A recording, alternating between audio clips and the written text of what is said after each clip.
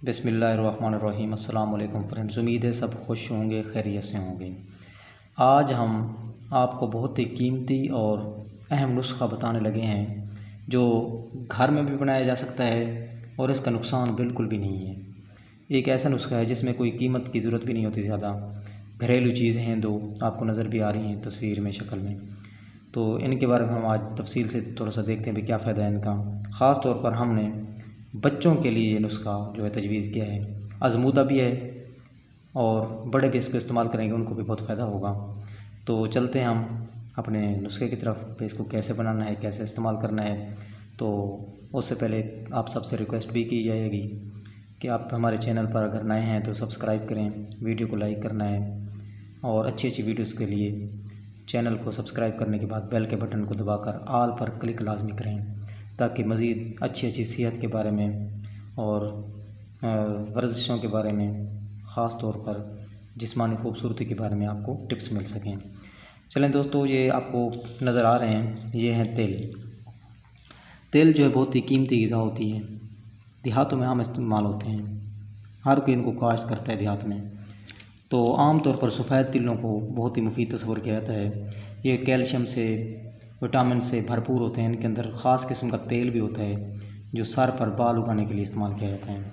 दूसरा हमारे पास ये चीनी है जिसको हम इस्तेमाल करते हैं, यहाँ पर हम इसको बतौर मेडिसिन इस्तेमाल करेंगे। ये दो ही चीज़ें हैं सिर्फ, और इनका फ़ायदा इतना है कि आप सुनकर हैरान रहेंगे। ये तेल जो है अनीमिया के लिए, ख़ास तौर पर जो औरतों में अनीमिया की बीमारी होती है, क्योंकि औरतों में मखसूस अयाम की वजह से खून की कमी रहती है, तो ये तेल के अंदर ख़ास किस्म का आयरन की एक किस्म होती है जो अनीमिया की कमी को दूर करती है, यानी खून की कमी को दूर करती है। सर्दियों में तेल खाने वाले को सर्दी कभी नहीं लगती। तो ये नुस्खा सर्दियों में भी इस्तेमाल किया जाता है, इसकी मिकदार ज़्यादा होती है सर्दियों में, लेकिन अगर ज़रूरत पड़ जाए तो गर्मियों में भी आप इस्तेमाल कर सकते हैं। अब इसका फ़ायदा क्या है, जो सबसे मेन फ़ायदा आज हम आपको बताने लगे हैं, वो फ़ायदा है कि जिनको पेशाब के कतरे आते हैं, पेशाब कर लेने के बाद खड़े होते हैं तो कतरा निकल आता है और बंदे का जो कपड़े हैं वो नापाक हो जाते हैं, नमाज़ पढ़ने के लिए फिर बंदा अहल नहीं रहता, तो उसके लिए बड़ा मुफीद है। मसाने की कमज़ोरी के लिए बड़ा मुफीद है। और बच्चों के लिए ख़ास तौर पर जो माएँ परेशान रहती हैं कि हमारा बच्चा रात को इतना बड़ा हो गया है, 3 साल का, 4 साल का, 5 साल का, वो बिस्तर पर पेशाब करता है, तो उसके लिए बड़ा मुफीद नुस्खा है।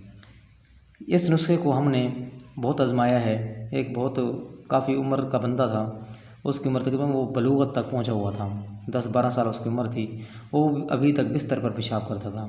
जब उसने इसको इस्तेमाल किया, यकीन जानिए वो बिल्कुल सही हो गया। 3 दिन तक इस्तेमाल किया बस, आजकल उसकी पुलिस में जॉब है। ये मैं आपको गारंटी से बता रहा हूँ, बहुत ही कीमती नुस्खा है। आप इस्तेमाल करेंगे इंशाल्लाह बहुत फ़ायदा होगा। लेकिन कहा जाता है ना कि एहतियात भी लाजमी होती है, तो एहतियात भी करेंगे, साथ ये इस्तेमाल करेंगे, इंशाल्लाह जिस मकसद के लिए हम बता रहे हैं वो मकसद आपको ज़रूर हासिल होगा। तो चलते हैं, तेल हैं, इनको और चीनी को बराबर मिकदार में लेना है, यानी 100 ग्राम अगर आपने तेल लिए हैं तो 100 ग्राम आपने लेना है चीनी का। इन दोनों को हल्का सा हावन दस्ते में पीस लेंगे, ज़्यादा नहीं रगड़ना। अगर ऐसे इस्तेमाल कर ले बड़ा बंदा है तो और भी बेहतर रहेगा। अब इन दोनों को पीस कर डब्बी में बंद करके रख दें। और इस्तेमाल कैसे करना है इनको इस्तेमाल करना है जी रात को खाना खाने के 1 घंटे के बाद आप इनको इस्तेमाल करें। ऊपर कोई पानी शानी नहीं पीना। अगर आपको दूध पीने की ज़रूरत है भी सही, तो वो गर्म दूध कम अज़ कम आधे घंटे के बाद आप पी सकते हैं। अब इसका फ़ायदा क्या है, इसका फ़ायदा ये है कि मसाना मज़बूत हो जाएगा। छोटे बच्चों का जो पेशाब निकल जाता है रात को बिस्तर पर, वो बिल्कुल ही ख़त्म हो जाएगा। 3-4 दिन के इस्तेमाल से, लगातार इस्तेमाल करेंगे, सही हो जाएगी सब कुछ। अब सर्दियों में इसको ज़्यादा मिकदार में इस्तेमाल करना है, गर्मियों में इसको कम मिकदार में। सर्दियों में बड़ा बंदा इसके 2 चम्मच इस्तेमाल करे और छोटा बच्चा जो है वो इसका 1.5 चम्मच इस्तेमाल करे। और जब जैसे ही गर्मियाँ हों फिर इसकी ज़रूरत पड़ जाए इस नुस्खे की, तो गर्मियों में आप इसकी मिकदार आधी कर लें, यानी बड़े बंदे बड़ा 1 चम्मच लेंगे और छोटे बच्चे जो हैं वो पौना चम्मच लेंगे।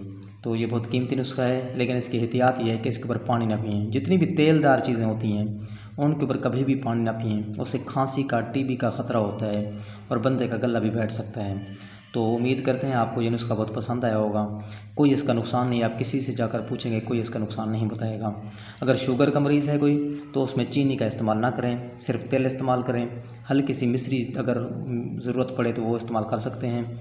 और इसको इस्तेमाल करने से खून की कमी भी पूरी होती है, जिस्म में ताकत पैदा होती है, एनर्जी पैदा होती है।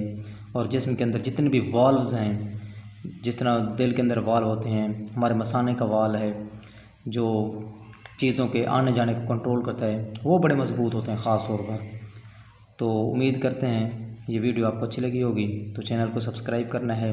मज़ीद अच्छी वीडियोज़ के लिए बेल के बटन को दबाकर आल को क्लिक कर देंगे। जज़ाकल्लाह। अल्लाह हाफ़िज़। अल्लाह ताला आप सबको खुश रखे, सेहतमंद रखे। आमीन। अल्लाह हाफ़िज़।